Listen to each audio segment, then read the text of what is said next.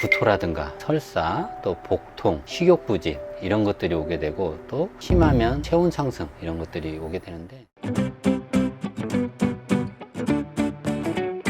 안녕하세요. 오늘 김승근 보호자님 모시고 지난번에는 심장에 대해서 이야기를 해봤는데요. 요즘에 가장 핫한 항상 모든 동물병원이 마찬가지일 겁니다. 가장 많이 있는 진료 중에 하나가 췌장염인데, 췌장염에 대해서 보호자가 궁금해 하시는 부분을 몇 가지 좀 정리를 해서 말씀드리도록 하겠습니다. 안녕하세요. 네, 안녕하세요. 오랜만이에요. 네. 거의 한 그러니까. 3개월 그러니까. 만인 것 같은데, 보호자분들이 원하는 또 주제가 또 이런 거더라고요. 그래서 일단은 췌장염이 너무 많이 오는데, 저희 병원도 정말 많잖아요. 많아요. 이게 합병증으로도 많이 오고 췌장염 원발로도 많이 오고 하는데, 일단 췌장염이 정확히 어떤 걸 췌장염이라고 알고 있으면 될까요? 일반적으로 췌장염은 췌장에 염증이 생기는 걸 말하는데, 여러 가지 원인이 있어요. 그 췌장이라는 장기는 소화기관의 한 장기로서 우리가 중요한 장기인데, 일반적으로 췌장에서는 소화액을 분비하는 그런 역할도 하고, 또 하나는 그 인슐린이나 그 혈당을 조절하는 작용을 하는 그런 이제 내분비 기능을 같이 가지고 있어요. 그런데 이것이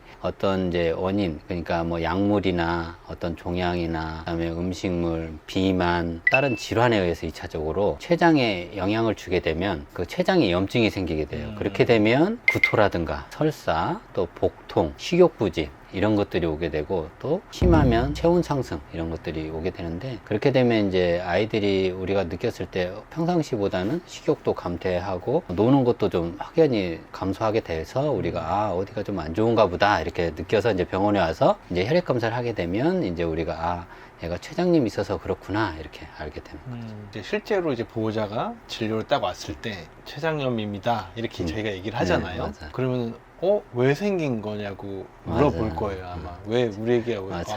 어제까지 너무 잘 먹고 잘 놀았는데 네. 왜 얘는 췌장염이 생긴 걸까요? 했을 네. 때 어떤 거가 가장 히스토리 테이킹에서 많이 이제 저희가 접할 수 있을까요? 그래서 보통 이제 그 췌장염은 우리가 이제 분류를 할 때 급성 췌장염하고 만성 췌장염 이렇게 분류를 하는데, 급성 췌장염 같은 경우에는 이제 갑작스럽게 어제까지도 잘 놀고 했었는데 갑작스럽게 어떤 증상이 시작되면서 생기는데, 그럴 경우가 이제 대부분 평상시 안 먹던 음식을 먹었거나 고지방 그런 살을 먹었다든가 쓰레기통을 뒤졌다든가 이렇게 되면서 구토나 설사를 하면서 오는 경우가 있고, 만성 설사 같은 경우에는 평상시에도 얘가 간헐적으로 구토라든가 이런 것들이 있었는데, 그때는 잠깐 그러다가 또 괜찮고 이렇게 했는데, 유달리 조금 더 심한 것 같아서 와서 보면 췌장 수치 관련 수치가 좀 높아져서 보니까 얘는 췌장염이 평상시에도 같이 가지고 있다. 이러면 이제 이게 이제 만성 췌장염 때문에 원인이 되는데, 그래서 우리가 집에서 이제 보실 때 히스토리는 대부분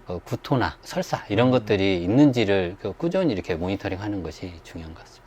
제가 궁금해서 좀 여쭤보는 건데, 배에서 소리가 많이 나는 애들 있잖아요. 네네네, 맞아요. 그거랑 췌장염하고는 어떻게 생각하세요? 관련성이 있을 수 있습니다. 왜 그러냐면 이제 그 배에서 우리가 이제 흔하게 옆에서 보호자분들이 항상 말씀하시는 배에서 소리가 나요. 네네. 이렇게 얘기를 하는데, 그거는 이제 장에서 물이 이렇게 내려가는 소리, 장이 이렇게 비어 있는 상태에서 물이 이렇게 내려가는 소리 이런 건데, 그럴 때 보통 보면 그 장이 좋지 않거나 속이 부자연스럽거나 이러면 그런 소리가 나거든요. 근데 그런 경우는 소화 기능이 떨어지거나 속이 복통이 있거나 이러면 같이 오거든요. 그래서 췌장염이 있을 때도 동일하게 그러한 증상들은 올 수 있기 때문에, 그러한 그 배에서 소리가 나는 증상들이 자주 반복된다든가 이렇게 되면 병원에 와서 한번 검진을 받아보는 것도 괜찮을 것 같습니다. 왜냐면 실제로 배에서 소리가 나거나 할 때 아이들이 밥을 안 먹는다 그래요. 보호자분들이. 그럴 때는. 근데 이제 안 먹으니까 이제 금식이 자연적으로 되겠죠. 한 하루 정도 금식하면은 그다음부터는 배에서 소리가 안 나고 밥을 또 잘 먹게 되고, 이게 이제 반복이 되는 애들이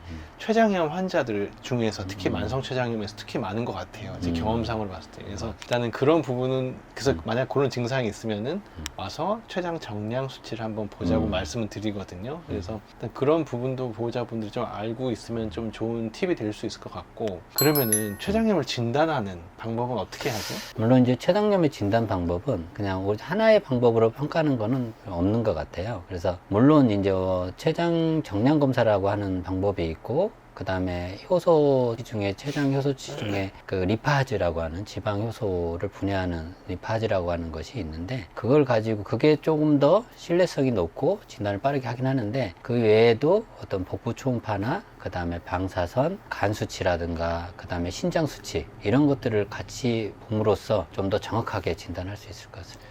췌장 정량 수치하고 네. 우리가 일반적인 혈청에서 라이파제 수치하고의 큰 차이점이 뭐죠? 보통은 이제 췌장 정량 수치는 그 CPLI라고 하는데 그것은 췌장에서만 분비되는 리파즈를 말하는 네. 거고 일반 혈청에서 나오는 리파즈는 췌장에서 나오는 리파즈 포함해서 몸에서 다른 데서도 리파즈가 일부 나올 수 있기 때문에 그걸 통틀어서 보여주는 거기 때문에 좀 차이가 있습니다. 그래서 네네. 우리가 췌장 정량 검사가 좀 더 빠르게 더 신뢰가 있고 또 민감하게 반응을 하게 됩니다. 네, 보호자분들이 그것도 되게 궁금해 하시더라고요. 네.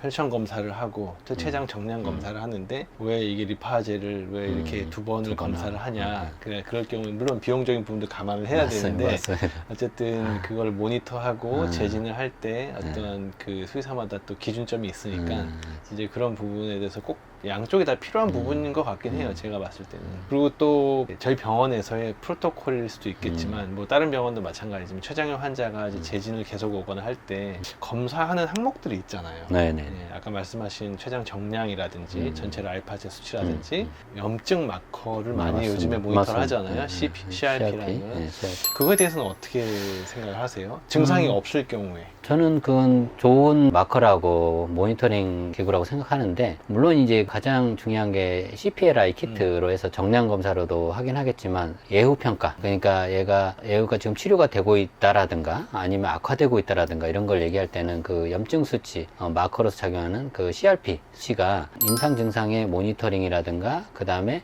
또 외부 평가 이런 데는 도움이 많이 된다고 하고 그리고 이제 췌장염이 만약에 생기면 치료 방법은 어떻게 해야 돼요? 물론 증상에 따라 다를 수 있겠지만. 일단은 가장 중요한 치료는 뭐 원인에 근거한 치료. 그러니까 뭐 예를 들어서 약물을 써서 스테로이드라든가 이런 걸로 인해서 2차적으로는 췌장염은 일단 그런 것들에 대한 약물을 스탑하면서 일단 시작을 하고 그 다음에 현재 나타난 구토라든가 설사 이런 것들에 대해서는 일단 체액 보충을 위한 수액 처치 그 다음에 통증을 줄여주기 위한 진통제 그 다음에 항구토제 그 다음에 2차적인 감염을 예방을 하기 위한 항생제 처치 이런 것들이 기본적으로 하게 되고